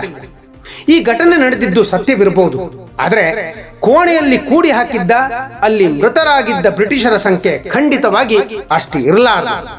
ನವಾಬ್ ಸಿರಾಜುದ್ದೌಲಾ ಬ್ರಿಟಿಷರ ಮೇಲೆ ಎಷ್ಟು ದ್ವೇಷ ಕಾರ್ತಾ ಇದ್ದ, ಮೂಲತಃ ಅವನು ಎಷ್ಟು ದುಷ್ಟನಾಗಿದ್ದ ಎಂದು ಹೊರ ಜಗತ್ತಿಗೆ ಬಿಂಬಿಸುವುದೇ ಹಾಲ್ವೆಲ್ನ ಉದ್ದೇಶವಾಗಿರಬಹುದು. ಹೀಗಾಗಿಯೇ ಕಪ್ಪು ಕೋಣೆ ದುರಂತ ಒಂದು ಬಹು ಉತ್ಪ್ರೇಕ್ಷಿತ ಘಟನೆ, ಹಾಲ್ವೆಲ್ನ ಕಟ್ಟುಕತೆ ಎಂದು ಬಹುತೇಕ ಭಾರತೀಯರು ಸೇರಿದಂತೆ ಇಡೀ ಪ್ರಪಂಚದ ಇತಿಹಾಸಕಾರರು ಹೇಳ್ತಾರೆ. ಏನೇ ಇದ್ರೂ ಸಿರಾಜುದ್ದೌಲನ ಮೇಲೆ ಯುದ್ಧ ಮಾಡಲಿಕ್ಕೆ ಒಂದು ಪಿಳ್ಳೆ ನೆವವನ್ನ ಕಾಯ್ತಿದ್ದ ಬ್ರಿಟಿಷರಿಗೆ ಸಿರಾಜುದ್ದೌಲಾ ತಮ್ಮ ವ್ಯಾಪಾರಿ ಕೋಟೆಗೆ ದಾಳಿ ಮಾಡಿ ತಮ್ಮದೇ ದೇಶದ 123 ಜನರನ್ನು ಕೊಂದು ಹಾಕಿದ ಎಂಬ ಕಾರಣ ಬೇಕಾದಷ್ಟು ಸಾಕಿತ್ತೆಂದು ಕಾಣುತ್ತದೆ. ತಕ್ಷಣವೇ ರಾಬರ್ಟ್ ಕ್ಲೈವ್ ತನ್ನ ಸೈನ್ಯದೊಂದಿಗೆ ಅಡ್ಮಿರಲ್ ಚಾರ್ಲ್ಸ್ ವಾಟ್ಸನ್ ನೊಂದಿಗೆ ಜೊತೆಗೂಡಿ ಕಲ್ಕತ್ತಾಕ್ಕೆ ಧಾವಿಸುತ್ತದೆ. ಹೀಗೆ ಸತ್ಯವೋ ಉತ್ಪ್ರೇಕ್ಷೆಯೋ ಅಂತೂ ಕಪ್ಪು ಕೋಣೆಯ ದುರಂತವೋ ಪಲಾಸಿ ಕದನಕ್ಕೆ ಮತ್ತೊಂದು ಮುಖ್ಯ ಕಾರಣವಾಗಿದ್ದು ಮಾತ್ರ ಸುಳ್ಳಲ್ಲ. ಇದೀಗ ಯುದ್ಧದ ಮುನ್ನಡೆಯನ್ನ ತಿಳಿದುಕೊಳ್ಳೋಣ. ತನ್ನ ಜನರ ಸಾವಿನ ಸೇಡನ್ನ ತೀರಿಸಿಕೊಳ್ಳುವುದಕ್ಕಾಗಿ ಹಾಗೂ ಕಲ್ಕತ್ತಾವನ್ನು ಮರಳಿ ಪಡೆಯುವುದಕ್ಕಾಗಿ ಆಗಸ್ಟ್ನಲ್ಲಿ ಕಂಪನಿ ಮದ್ರಾಸಿನಿಂದ ರಾಬರ್ಟ್ ಕ್ಲೈವ್ ಹಾಗೂ ಅಡ್ಮಿರಲ್ ಚಾರ್ಲ್ಸ್ ವ್ಯಾಟ್ಸನ್ನರನ್ನ ಸೈನ್ಯದೊಂದಿಗೆ ಕಲ್ಕತ್ತಾಕ್ಕೆ ಕಳಿಸಿಕೊಡುತ್ತದೆ. ಆಗಸ್ಟ್ನಲ್ಲಿ ಮದ್ರಾಸಿನಿಂದ ಹೊರಟ ಈ ಸೈನ್ಯ ಡಿಸೆಂಬರ್ 15ಕ್ಕೆ ಕೋಲ್ಕತ್ತಾ ತಲುಪುತ್ತದೆ. ವ್ಯಾಟ್ಸನ್ನನು ಖಾಸಿಂ ಬಜಾರ್ ಆಕ್ರಮಣದಲ್ಲಿ ತಮಗೆ ಆದ ನಷ್ಟವನ್ನು ತುಂಬಿಕೊಡುವಂತೆ ಹಾಗೂ ವ್ಯಾಪಾರಿ ರಿಯಾಯಿತಿಯನ್ನು ಪುನಃ ಮುಂದುವರಿಸುವಂತೆ ಸಿರಾಜುದ್ದೌಲನಿಗೆ ಒಂದು ಪತ್ರವನ್ನು ಬರೆದು ಕಳಿಸ್ತಾನೆ. ಸಿರಾಜುದ್ದೌಲಾ ಈ ಪತ್ರಕ್ಕೆ ಉತ್ತರಿಸುವ ಮೊದಲೇ ರಾಬರ್ಟ್ ಕ್ಲೈವ್ ಜನವರಿ 2, 1757ರಂದು ದೊಡ್ಡ ಒಳಸಂಚನ್ನು ಮಾಡಿ ಕೋಲ್ಕತ್ತಾದ ಅಧಿಕಾರಿಯಾಗಿದ್ದ ಮಾಣಿಕ್ ಚಂದನಿಗೆ ಅಪಾರವಾದ ಲಂಚವನ್ನು ನೀಡಿ ಖಾಸಿಂ ಬಜಾರನ್ನ ವಶಪಡಿಸಿಕೊಳ್ತಾನೆ. ಆಗ ಸಿರಾಜುದ್ದೌಲನು ಅನಿವಾರ್ಯವಾಗಿ ಬ್ರಿಟಿಷರೊಂದಿಗೆ ಫೆಬ್ರವರಿ 9, 1757ರಲ್ಲಿ ಅಲಿನಗರ್ ಒಪ್ಪಂದವನ್ನ ಮಾಡಿಕೊಳ್ಳಲೇಬೇಕಾಗ್ತದೆ. ಈ ಒಪ್ಪಂದದಲ್ಲಿ ಬ್ರಿಟಿಷರಿಗೆ ಹಿಂದಿನ ವ್ಯಾಪಾರದ ರಿಯಾಯಿತಿಗಳನ್ನು ಮರಳಿ ನೀಡುವುದು, ಕೋಲ್ಕತ್ತಾದಲ್ಲಿ ಅವರಿಗೆ ಕೋಟೆಯನ್ನ ಕಟ್ಟಲು ಅನುಮತಿ ನೀಡುವುದು, ಬ್ರಿಟಿಷರಿಗೆ ಆದ ನಷ್ಟವನ್ನು ತುಂಬಿಕೊಡುವುದು, ಕಂಪನಿಗೆ ತನ್ನದೇ ಸ್ವಂತ ನಾಣ್ಯವನ್ನು ಟಂಕಿಸುವ ಹಕ್ಕನ್ನು ನೀಡುವುದೇ ಮೊದಲಾದ ಅನುಮತಿಗಳನ್ನ ನೀಡಲೇಬೇಕಾಗ್ತದೆ. ಹೀಗೆ ಬ್ರಿಟಿಷರು ಭಾರತದಲ್ಲಿ ಮೊತ್ತ ಮೊದಲ ಬಾರಿಗೆ ನಾಣ್ಯವನ್ನ ಟಂಕಿಸುವ ಹಕ್ಕನ್ನ ಪಡಿತಾರೆ. ಆದರೆ ಸ್ನೇಹಿತರೆ, ಈ ಅಲಿನಗರ್ ಒಪ್ಪಂದದಿಂದ ಕ್ರೋಧಗೊಂಡಿದ್ದ ಸಿರಾಜುದ್ದೌಲಾ ಫ್ರೆಂಚರೊಂದಿಗಿನ ತನ್ನ ಸ್ನೇಹವನ್ನ ಇನ್ನಷ್ಟು ಗಟ್ಟಿಗೊಳಿಸುತ್ತಾನೆ. ಅವರಿಗೆ ಆಶ್ರಯವನ್ನು ನೀಡ್ತಾನೆ. ಇದು ಬ್ರಿಟಿಷರಿಗೆ ಹಿಡಿಸಲಿಲ್ಲ. ಆಗ ರಾಬರ್ಟ್ ಕ್ಲೈವನು ಸಿರಾಜುದ್ದೌಲನ ವೈರಿಗಳಾದ ಅಮೀನ್ ಚಂದ್, ಜಗತ್ ಸೇಠ್, ರಾಜಬಲ್ಲಭ, ರಾಯ್ ದುರ್ಲಭ, ಕಿಶನ್ ದಾಸ್, ಖಾದಿಮ್ ಖಾನ್, ಶೌಕತ್ ಜಂಗ್, ಗಜಿತಿ ಬೇಗಂ ಹಾಗೂ ಮೀರ್ ಜಾಫರ್ನೊಂದಿಗೆ ಸಿರಾಜುದ್ದೌಲನ ವಿರುದ್ಧ ಸಂಚನ್ನ ಮಾಡ್ತಾನೆ. ವ್ಯಾಪಾರಿ ಅಮೀನ್ ಚಂದನ ಮಧ್ಯಸ್ಥಿಕೆಯಲ್ಲಿ ಸಿರಾಜುದ್ದೌಲನ ದಂಡನಾಯಕನಾಗಿದ್ದ ಮೀರ್ ಜಾಫರ್ನೊಡನೆ ರಾಬರ್ಟ್ ಕ್ಲೈವ್ ಒಳಸಂಚಿನ 14 ಒಪ್ಪಂದಗಳನ್ನು ಮಾಡಿಕೊಂಡು ಯುದ್ಧಾನಂತರ ಅವನನ್ನ ಬಂಗಾಳದ ನವಾಬನನ್ನಾಗಿ ಮಾಡುವುದಾಗಿ ಆಸೆ ಹುಟ್ಟಿಸ್ತಾನೆ. ಭಾರತೀಯತೆಯ ಯಾವುದನ್ನು ಸರಿಯಾಗಿ ಅರ್ಥೈಸಿಕೊಳ್ಳದ, ಸರಿಯಾಗಿ ಉಚ್ಚರಿಸಲು ಬಾರದ ಬ್ರಿಟಿಷ್ ಇತಿಹಾಸಕಾರರು ಭಾರತದ 106 ಇತಿಹಾಸ ಪ್ರಸಿದ್ಧ ಸ್ಥಳಗಳನ್ನ ಅರ್ಥಹೀನ ಶಬ್ದಗಳಿಂದ ಕರೆದಿದ್ದಾರೆ. ಅವರ ಬಾಯಲ್ಲಿ ಲವಪುರಿ ಹೋಗಿ ಲಾಹೋರ್ ಆಯಿತು, ದುರ್ಜಯ ಲಿಂಗವು ಡಾರ್ಜಿಲಿಂಗ್ ಆಯಿತು, ತಲೆ ಕೆಳಗು ಮಾಡಿ ನಿಂತರೂ ಕಾಂಚನಜುಂಗ ಎಂದು ಕರೆಯಲು ಸಾಧ್ಯವಾಗದೆ ಅದು ಕಿಂಚಿಂಜುಂಗ ಆಯಿತು, ಕೊಡಗು ಕೂರ್ಗಾಯಿತು, ಕನ್ನಡ ಕೆನರ ಆಗೋಯ್ತು. ಬಂಗಾಳಿ ಭಾಷೆಯಲ್ಲಿ ಫಲಾಶಿ ಎಂದರೆ ಬೆಂಕಿ ಬಣ್ಣದ ಹೂವು ಎಂದರ್ಥ. ಫಲಾಶಿ ಎನ್ನಲು ನಾಲಗೆ ತಿರುಗದ ಬ್ರಿಟಿಷರು ಈ ಊರನ್ನು ಪ್ಲಾಸಿ ಎಂದರು. ಬಂಗಾಳದ ನಾಶನಕ್ಕೆ ಕಾರಣವಾಗಿ ಮೋಸದಿಂದ ತಮ್ಮ ಸಾಮ್ರಾಜ್ಯ ಸ್ಥಾಪನೆಗೆ ಕಾರಣೀಭೂತವಾದ ಈ ಯುದ್ಧವನ್ನು ಹೆಮ್ಮೆಯಿಂದ ಪ್ಲಾಸಿ ಕದನ ಎಂದರು. ದೌರ್ಭಾಗ್ಯವೆಂದರೆ ಇಂದಿಗೂ ನಾವು ಬ್ರಿಟಿಷರು ಬಳಸಿದ ಅರ್ಥವೇ ಇಲ್ಲದ ಪ್ಲಾಸಿ ಎಂಬ ಶಬ್ದವನ್ನೇ ಬಳಸುತ್ತಿದ್ದೇವೆ. ಪಲಾಶಿ ಕೋಲ್ಕತ್ತಾದಿಂದ ಸುಮಾರು 158 ಕಿಲೋಮೀಟರ್ ಉತ್ತರದಲ್ಲಿರುವ ಒಂದು ದೊಡ್ಡ ಮೈದಾನ. ಅಂದು ಭಾರತದ ಹಣೆಬರವನ್ನು ನಿರ್ಧರಿಸಿದ್ದ ಯುದ್ಧ ನಡೆದಿದ್ದ ಮೈದಾನದ ಮೇಲೆ ಇಂದು ಅಲ್ಲಿ ಊರಿಗೆ ಊರೇ ಎದ್ದು ನಿಂತಿದೆ. ಸುತ್ತೆಲ್ಲ ಭತ್ತದ ಗದ್ದೆಗಳು. ಬನ್ನಿ, 1757ರ ಮಳೆಗಾಲದ ದಿನದಲ್ಲಿ ಭಾರತದ ಇತಿಹಾಸದಲ್ಲಿ ಕಪ್ಪು ಚುಕ್ಕೆಯ ಘಟನೆ ನಡೆದ ಆ ಫಲಾಶಿ ಮೈದಾನವನ್ನು ಒಮ್ಮೆ ಸುತ್ತು ಹಾಕೋಣ.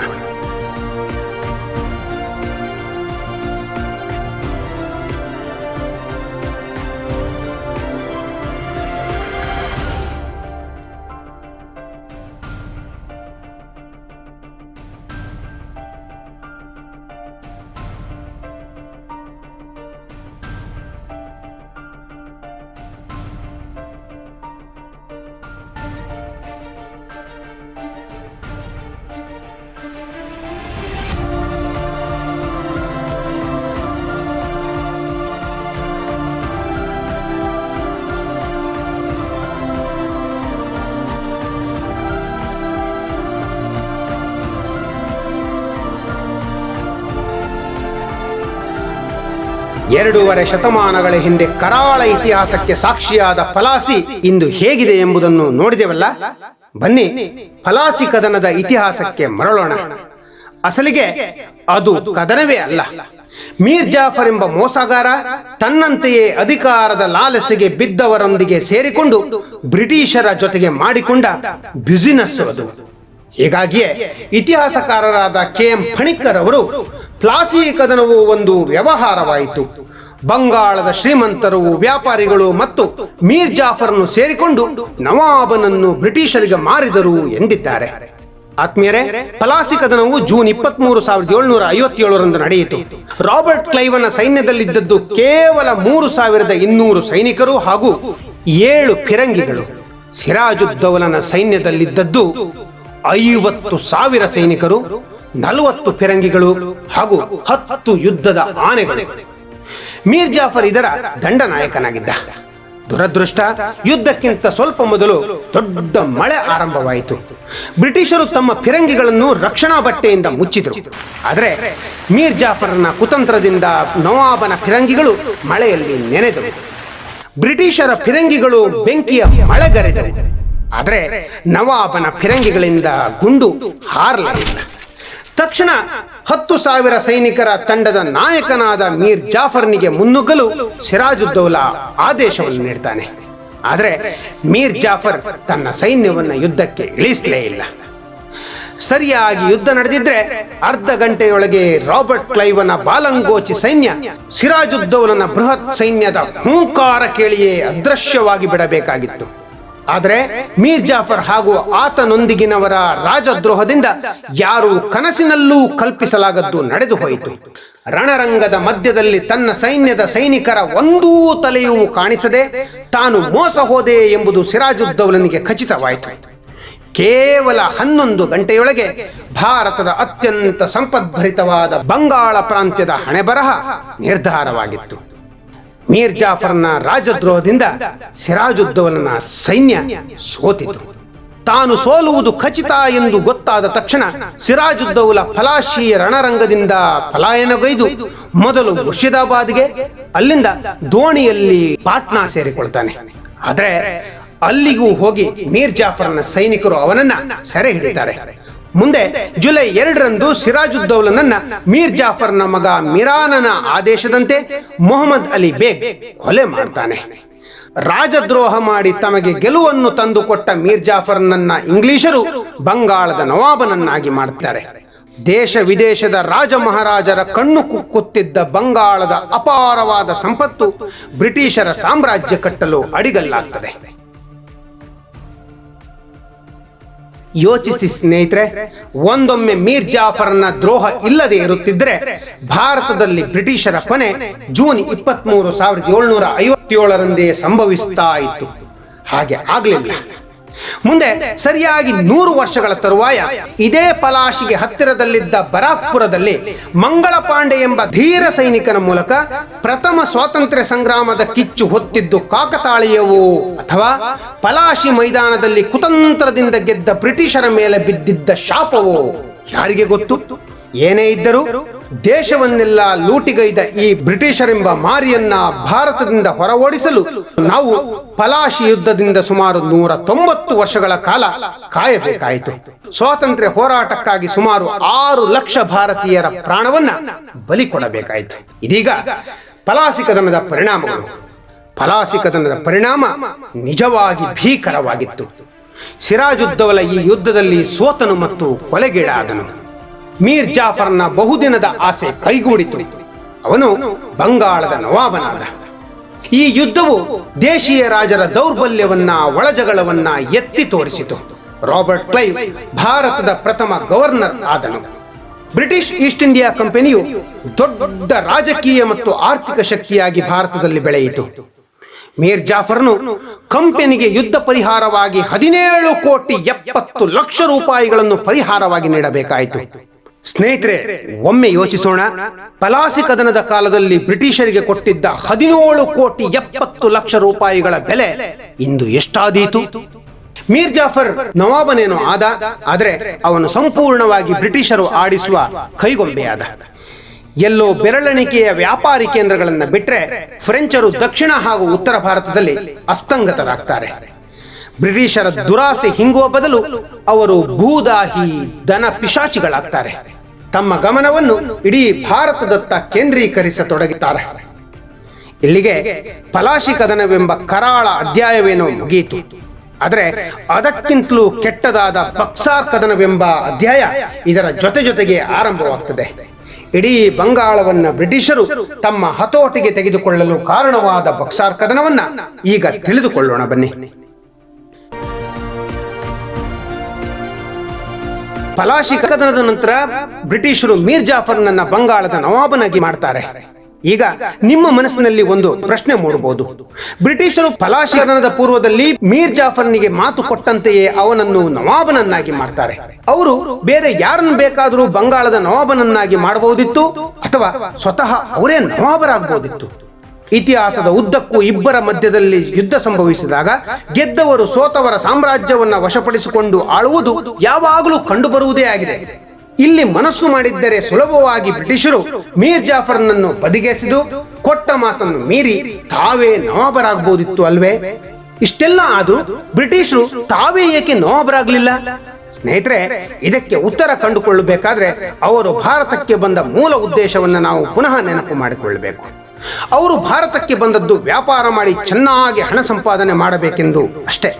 ಇಲ್ಲಿನ ನವಾಬಗಿರಿ, ಇಲ್ಲಿನ ರಾಜನ ಸಿಂಹಾಸನವನ್ನು ತೆಗೆದುಕೊಂಡು ಅವರಿಗೆ ಏನಾಗಬೇಕಿತ್ತು? ಸಿಂಹಾಸನದ ಜೊತೆಗೆ ಬರುವ ರಾಜ್ಯಾಡಳಿತದ ತಲೆಬಿಸಿ ಅವರಿಗೆ ಯಾವ ಕಾರಣಕ್ಕೂ ಬೇಡವೇ ಬೇಡವಾಗಿತ್ತು. ಜೊತೆಗೆ ರಾತ್ರೋರಾತ್ರಿ ತಾವು ನವಾಬರಾದ್ರೆ ಅಲ್ಲಿನ ಜನರ ಕ್ರೋಧಕ್ಕೆ ಕಾರಣವಾಗಿ ಬಂಗಾಳದ ಜನರ ದಂಗೆಯನ್ನೂ ಎದುರಿಸುವುದು ಅವರಿಗೆ ಬೇಡವೇ ಬೇಡವಾಗಿತ್ತು.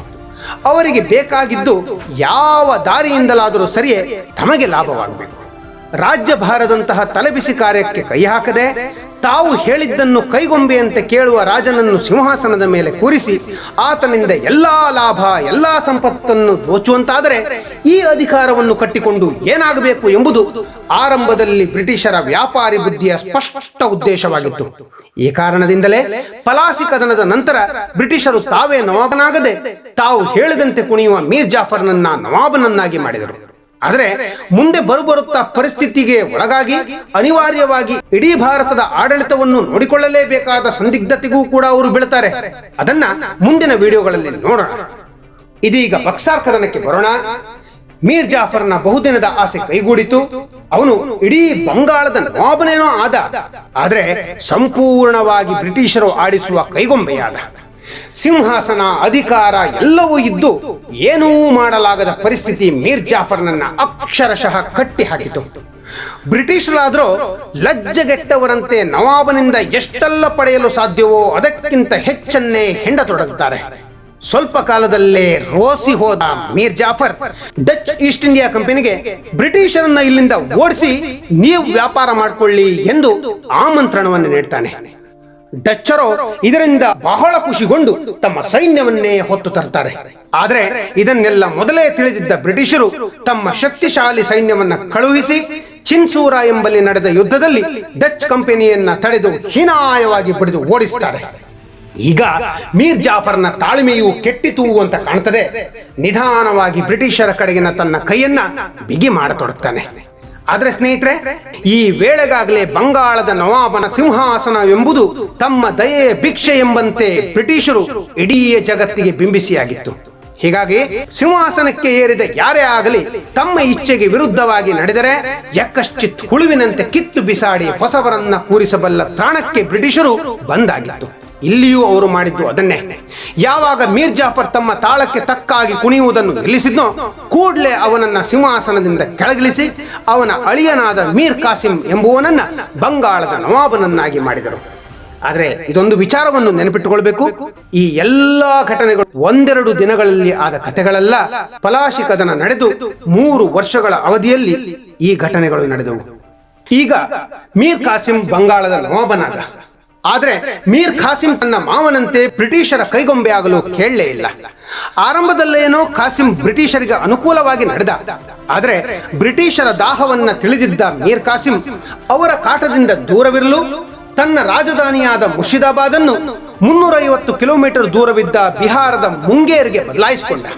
ಬ್ರಿಟಿಷರು ದಸ್ತಕಗಳ ದುರುಪಯೋಗ ಮಾಡುವುದನ್ನು ತಪ್ಪಿಸಲಿಕ್ಕೆ ಏನೂ ಮಾಡಲು ಸಾಧ್ಯವಾಗದೇ ಇದ್ದಾಗ ಇಡೀ ಬಂಗಾಳ ಪ್ರಾಂತ್ಯದಲ್ಲಿ ಬ್ರಿಟಿಷರಷ್ಟೇ ಅಲ್ಲ, ಯಾರು ಬೇಕಾದರೂ ಸುಂಕ ಮುಕ್ತವಾಗಿ ವ್ಯಾಪಾರ ಮಾಡಬಹುದೆಂದು ಪರವಾನಗಿ ನೀಡಿದ.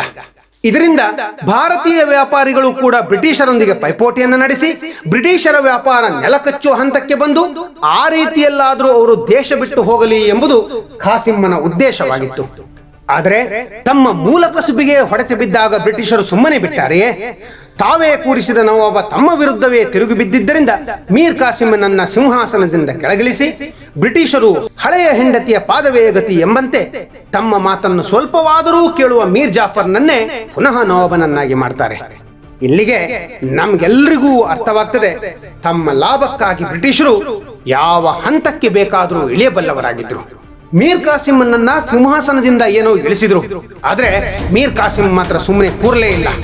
ಅವನು ಬ್ರಿಟಿಷರ ವಿರುದ್ಧ ಯುದ್ಧ ಮಾಡಲು ನಿರ್ಧರಿಸುತ್ತಾನೆ. ತಾನೊಬ್ಬನೇ ಹೋರಾಡಿದರೆ ಗೆಲುವು ಸಾಧ್ಯವಿಲ್ಲ ಎಂದುಕೊಂಡು ನೆರೆಯ ರಾಜ್ಯವಾದ ಅವಧ್ನ ನವಾಬ ಶೂಜಾ ಉದ್ದೌಲನನ್ನು ಸಹಾಯಕ್ಕೆ ಕೇಳಿಕೊಳ್ತಾನೆ. ಶೂಜಾ ಉದ್ದೌಲ ತಕ್ಷಣ ಒಪ್ಪಿಕೊಳ್ತಾನೆ. ಈ ವಿಚಾರ ದೆಹಲಿಯ ಮೊಘಲ್ ದರ್ಬಾರ್ವರೆಗೂ ಹೋಗುತ್ತದೆ. ಈಗ ತಾನು ಮೀರ್ ಕಾಸಿಂ ಹಾಗೂ ಶೂಜಾ ಉದ್ದೌಲರಿಗೆ ಸಹಾಯ ಮಾಡಿದರೆ ಸಂಪೂರ್ಣವಾಗಿ ಕಳೆಗುಂದಿರುವ ಮೊಘಲ್ ಸಿಂಹಾಸನಕ್ಕೆ ಸ್ವಲ್ಪವಾದರೂ ಹೊಳಪು ಬರಬಹುದು ಎಂಬ ಆಶಾಭಾವನೆಯಿಂದ ದೆಹಲಿಯ ಮೊಘಲ್ ಚಕ್ರವರ್ತಿ 2ನೇ ಶಾ ಆಲಂ ಕೂಡ ತಾನೂ ಮೀರ್ ಕಾಸಿಮನಿಗೆ ಸಹಾಯ ಮಾಡುವುದಾಗಿ ನಿರ್ಧರಿಸುತ್ತಾನೆ. ಹೀಗೆ ಮೀರ್ ಕಾಸಿಂ, ದೆಹಲಿಯ 2ನೇ ಶಾ ಆಲಂ ಹಾಗೂ ಅವಧ್ನ ಶೂಜಾ ಉದ್ದೌಲರ ತ್ರಿಕೂಟ ಸೈನ್ಯವು ಸಿದ್ಧವಾಗುತ್ತದೆ. ಈ ತ್ರಿಕೂಟ ಸೈನ್ಯದೊಂದಿಗೆ ಬ್ರಿಟಿಷರ ವಿರುದ್ಧ ಮೀರ್ ಕಾಸಿಂ ಯುದ್ಧ ಸಾರ್ತಾನೆ. ಈ ಯುದ್ಧವು ಬಿಹಾರದ ವ್ಯಾಘ್ರಸರ್ ಎಂಬಲ್ಲಿ ನಡೆಯುತ್ತದೆ. ಇಂದು ಆ ಊರನ್ನು ಬಕ್ಸಾರ್ ಎಂದು ಕರೆಯುತ್ತಾರೆ. ಪಲಾಸಿ ಕದನವು ಹೂಗ್ಲಿ ನದಿ ದಂಡೆಯ ಮೇಲೆ ನಡೆದಿದ್ದರೆ ಈ ಬಕ್ಸಾರ್ ಕದನವು ಗಂಗಾ ನದಿಯ ದಂಡೆಯ ಮೇಲೆ ನಡೀತದೆ. ಆತ್ಮೀಯರೇ, ಈ ಬಕ್ಸಾರ್ ಕದನ ನಡೆದ ದಿನಾಂಕ 22 ಅಕ್ಟೋಬರ್ 1764. ಈ ವೇಳೆಗೆ ದಕ್ಷಿಣ ಭಾರತದ 3ನೇ ಕರ್ನಾಟಕ ಯುದ್ಧದಲ್ಲಿ ಬ್ರಿಟಿಷರು ಜಯಶಾಲಿಗಳಾಗಿ ಫ್ರೆಂಚರನ್ನ ಧೂಳಿಪಟ ಮಾಡಿಯಾಗಿತ್ತು. ಈ ಮಧ್ಯದಲ್ಲಿ 1760ರಲ್ಲಿ British East India Company Robert ಕ್ಲೈವ್ನನ್ನ ಇಂಗ್ಲೆಂಡಿಗೆ ವಾಪಸ್ಸು ಕರೆಸಿಕೊಂಡಿತ್ತು. ತಮಾಷೆ ಅಂದ್ರೆ, ಸರಿಯಾಗಿ ಪದವಿಯನ್ನು ಮಾಡದ ರಾಬರ್ಟ್ ಕ್ಲೈವ್ನಿಗೆ ಅಲ್ಲಿ ಆಕ್ಸ್ಫರ್ಡ್ ಯೂನಿವರ್ಸಿಟಿ ಡಾಕ್ಟರೇಟ್ ನೀಡಿ ಗೌರವಿಸಿತು. ಭಾರತದಲ್ಲಿ ರಾಬರ್ಟ್ ಕ್ಲೈವ್ನ ಅನುಪಸ್ಥಿತಿಯಲ್ಲಿ ಬಕ್ಸಾರ್ ಕದನದ ನೇತೃತ್ವವನ್ನು ಮತ್ತೊಬ್ಬ ಚಾಣಾಕ್ಷ ಅಧಿಕಾರಿಯಾಗಿದ್ದ ಹೆಕ್ಟರ್ ಮೊನ್ರೋ ಎಂಬುವನಿಗೆ ವಹಿಸಿತ್ತು. ಎರಡೂ ಕಡೆಯ ಸೈನ್ಯದ ಬಲಾಬಲದ ಬಗ್ಗೆ ಇತಿಹಾಸಕಾರರು ವಿಭಿನ್ನವಾಗಿ ಹೇಳ್ತಾರೆ. ಅದೇನೇ ಇದ್ರೂ ಕೂಡ ಮೊನ್ರೋನ ಸೈನ್ಯಕ್ಕಿಂತ ಮೀರ್ ಕಾಸಿಂನ ತ್ರಿಕೂಟ ಸೈನ್ಯ 4-5 ಪಟ್ಟು ಹೆಚ್ಚಿತ್ತು ಎಂಬುದರಲ್ಲಿ ಯಾವುದೇ ಸಂಶಯವಿಲ್ಲ. ಮೊದಲು ಎರಡೂ ಸೈನ್ಯಗಳು ಬಕ್ಸಾರ್ನ ಯುದ್ಧ ಮೈದಾನದಲ್ಲಿ ಸೇರ್ತಾವೆ. ಆದರೆ 3-4 ಗಂಟೆಯೂ ನಡೆಯದ ಬಕ್ಸಾರ್ ಯುದ್ಧದಲ್ಲಿ ಮೀರ್ ಕಾಸಿಂನ ತ್ರಿಕೂಟ ಸೈನ್ಯ ಹೀನಾಯವಾಗಿ ಸೋಲ್ತದೆ. ಮೀರ್ ಕಾಸಿಂ ಯುದ್ಧ ಭೂಮಿಯಿಂದ ಪಲಾಯನ ಮಾಡಿದ. 2ನೇ ಶಾ ಆಲಂ ಮತ್ತು ಶೂಜಾ ಉದ್ದೌಲಾ ಬ್ರಿಟಿಷರಿಗೆ ಶರಣಾದರು. 1765ರಲ್ಲಿ ರಾಬರ್ಟ್ ಕ್ಲೈವ್ ಭಾರತಕ್ಕೆ ಮರಳಿ ಬಂದವನು ಶಾ ಆಲಂ ಮತ್ತು ಶೂಜಾ ಉದ್ದೌಲರೊಂದಿಗೆ ಅಲಹಾಬಾದ್ ಒಪ್ಪಂದ ಮಾಡಿಕೊಳ್ತಾನೆ. ಹೀಗೆ ಬಕ್ಸಾರ್ ಕದನವು ಅತ್ಯಂತ ಕರಾಳ ಅಂತ್ಯದೊಂದಿಗೆ ಮುಕ್ತಾಯವಾಗ್ತದೆ. ಇದೀಗ ಬಕ್ಸಾರ್ ಕದನದ ಪರಿಣಾಮಗಳನ್ನ ತಿಳಿದುಕೊಳ್ಳೋಣ. ಪಲಾಶಿಯಲ್ಲಿ ಬಿತ್ತಿದ್ದ ಬ್ರಿಟಿಷ್ ಸಾಮ್ರಾಜ್ಯಶಾಹಿ ಬೀಜಗಳು ಬಕ್ಸಾರ್ ಯುದ್ಧದಲ್ಲಿ ಗಿಡವಾಗಿ ಹೂ ಬಿಟ್ಟಿತು. ಬಂಗಾಳದಲ್ಲಿ ಸ್ವತಂತ್ರ ನವಾಬ ಸಿಂಹಾಸನವು ಅಂತ್ಯಗೊಂಡಿತು. ಮೀರ್ ಜಾಫರ್ನು ಪುನಃ ಬ್ರಿಟಿಷರ ಕೈಗೊಂಬೆಯ ನವಾಬನಾದನು. ದೊಡ್ಡ ದೌರ್ಭಾಗ್ಯದ ಸಂಗತಿ ಎಂದರೆ, ಬಕ್ಸಾರ್ ಕದನದ ಯುದ್ಧ ಭೂಮಿಯಿಂದ ಓಡಿ ಹೋಗಿ ಜೀವವನ್ನ ಉಳಿಸಿಕೊಂಡ ಮೀರ್ ಕಾಸಿಂ ಮುಂದೆ ಅತ್ಯಂತ ಕಡು ಬಡತನದಲ್ಲಿ ಬದುಕಿ ಸಾಯ್ತಾನೆ. ಅವನು ಎಷ್ಟು ಬಡವನಾಗಿದ್ದ ಎಂದ್ರೆ, ಅವನ ಅಂತ್ಯಕ್ರಿಯೆ ಮಾಡಲು ಅವನ 2 ಶಾಲುಗಳನ್ನು ಅವನ ಸಂಬಂಧಿಕರು ಮಾರಬೇಕಾಯ್ತಂತೆ. ಈ ಯುದ್ಧದಿಂದ ಬ್ರಿಟಿಷರ ಚಕ್ರಾಧಿಪತ್ಯವು ಅವರಿಗೆ ನಂಬಲು ಸಾಧ್ಯವಾಗದಷ್ಟು ವಿಶಾಲವಾಗಿ ವಿಸ್ತರಿಸಿತು. ಅವಧ್ನ ಶೂಜಾ ಉದ್ದೌಲಾ ಬ್ರಿಟಿಷರಿಗೆ 50 ಲಕ್ಷ ರೂಪಾಯಿಗಳ ಯುದ್ಧ ಪರಿಹಾರವನ್ನ ನೀಡಬೇಕಾಯಿತು. ಬ್ರಿಟಿಷರು ಮೊಘಲ್ ದೊರೆ 2ನೇ ಶಾ ಆಲಮನಿಗೆ ವರ್ಷಕ್ಕೆ 26 ಲಕ್ಷ ರೂಪಾಯಿಗಳ ನಿವೃತ್ತಿ ವೇತನವನ್ನು ನೀಡಿ ಅವನನ್ನ ಮೂಲೆ ಗುಂಪು ಮಾಡಿದರು. ಮೊಘಲ್ ದೊರೆ 2ನೇ ಶಾ ಆಲಂ ಬಂಗಾಳದ ದಿವಾನಿ ಹಕ್ಕನ್ನು ಬ್ರಿಟಿಷರಿಗೆ ಬಿಟ್ಟು ಕೊಡ್ತಾನೆ. ಅಂದ್ರೆ ಅಲ್ಲಿಗೆ ಬ್ರಿಟಿಷರು ಬಂಗಾಳದಲ್ಲಿ ಸುಂಕವನ್ನ ವಸೂಲಿ ಮಾಡುವ ಹಕ್ಕನ್ನ ಪಡಿತಾರೆ. ಆತ್ಮೀಯರೇ, ಬಕ್ಸಾರ್ ಯುದ್ಧದವರೆಗೆ ಜನರಿಗೆ ಬ್ರಿಟಿಷರು ವ್ಯಾಪಾರಕ್ಕೆ ಸುಂಕ ಕಟ್ತಾ ಇರಲಿಲ್ಲ ಎಂಬ ಸಿಟ್ಟು ಮಾತ್ರ ಇತ್ತು. ಆದ್ರೆ ಬಕ್ಸಾರ್ ಕದನದ ನಂತರ ಹಣೆ ಬರಹ ಎಲ್ಲಿಗೆ ಬಂತೆಂದ್ರೆ, ಬ್ರಿಟಿಷರು ಬಂಗಾಳದ ಜನರಿಂದ ಸುಂಕ ವಸೂಲಿ ಮಾಡುವ ಹಂತಕ್ಕೆ ಬಂದು ನಿಲ್ತಾರೆ. ಸಾಮಾನ್ಯ ವ್ಯಾಪಾರಿಗಳಾಗಿ, ಅದೂ ಕೂಡ ಯುರೋಪಿಯನ್ನರಲ್ಲಿ ಕೊನೆಯವರಾಗಿ ಭಾರತಕ್ಕೆ ಬಂದು ಜಹಾಂಗೀರ್ನ ಆಸ್ಥಾನದಲ್ಲಿ ಬೆನ್ನು ಬಾಗಿಸಿ ಮಂಡಿಯೂರಿ ನಮಗೊಂದು ಇಲ್ಲಿ ವ್ಯಾಪಾರ ಮಾಡಲು ಅವಕಾಶ ಕೊಡಿ ಎಂದು ಬೇಡಿದ್ದವರು ಕೇವಲ 150 ವರ್ಷಗಳ ಒಳಗೆ ವ್ಯಾಪಾರ ಹೋಗಲಿ ಇಡೀ ಭಾರತಕ್ಕೆ ಕಳಶಪ್ರಾಯರಾಗಿದ್ದ ಬಂಗಾಳದ ನವಾಬನನ್ನೇ ಕಿತ್ತೊಗೆಯುವಷ್ಟು ಶಕ್ತಿಶಾಲಿಗಳಾದರು. ಒಂದರ್ಥದಲ್ಲಿ ನೆರಳು ಕೊಟ್ಟ ಮರದ ಬುಡಕ್ಕೆ ಕೊಡಲಿ ಇಟ್ಟು ಆ ಮರವನ್ನೇ ಮಾರಿ ಲಾಭ ಮಾಡುವ ಹಣದಾಹಿಗಳಾದರು. ಕೊನೆಗೆ ವ್ಯಾಪಾರಿಯಾಗಿ ಬಂದವನು ನಮ್ಮ ಮನೆಯೊಳಗಿನ ನಿರ್ಧಾರವನ್ನು ಅವನೇ ಮಾಡುವಂತಾಯ್ತಲ್ಲ. ಯೋಚನೆ ಮಾಡಿ, ವ್ಯಾಪಾರದ ತಕ್ಕಡಿ ಹಿಡಿದವರು ದೇಶದ ಆಡಳಿತದ ಚುಕ್ಕಾಣಿ ಹಿಡಿಯಲು ಕಾರಣರಾದವರು ಯಾರು? ನಾವೇ ತಾನೆ. ಇಂದಿಗೂ ಈ ನೀತಿ ನಮಗೆ ಅರ್ಥವಾಗದಿದ್ದರೆ ಹೇಗೆ? ಫಲಾಶಿ ಹಾಗೂ ಬಕ್ಸಾರ್ ಕದನಗಳು ಭಾರತದ ಇತಿಹಾಸದಲ್ಲಿ ಪಡೆದಿರುವ ಗಂಭೀರತೆಯ ಪರಿಮಾಣ ಅಪಾರವಾದ್ದರಿಂದ ಇವುಗಳ ವಿವರಣೆಗೆ ಹೆಚ್ಚು ಕಾಲಾವಕಾಶ ಹಿಡಿಯುವುದರಿಂದ ಕರ್ನಾಟಕ ಯುದ್ಧದ ವಿಡಿಯೋಗೆ ಹೋಲಿಸಿದರೆ ಈ ವಿಡಿಯೋ ತುಸು ದೀರ್ಘವಾಗಿದೆ. ಆತ್ಮೀಯರೇ, ಇದುವರೆಗೆ ನಾವು ಫಲಾಶಿ ಕದನ ಮತ್ತು ಬಕ್ಸಾರ್ ಕದನವನ್ನ ತಿಳಿದುಕೊಂಡೆವಲ್ಲ. ಮುಂದಿನ ವಿಡಿಯೋದಲ್ಲಿ ಮತ್ತೆ ಭೇಟಿಯಾಗೋಣ. ನಮಸ್ಕಾರ.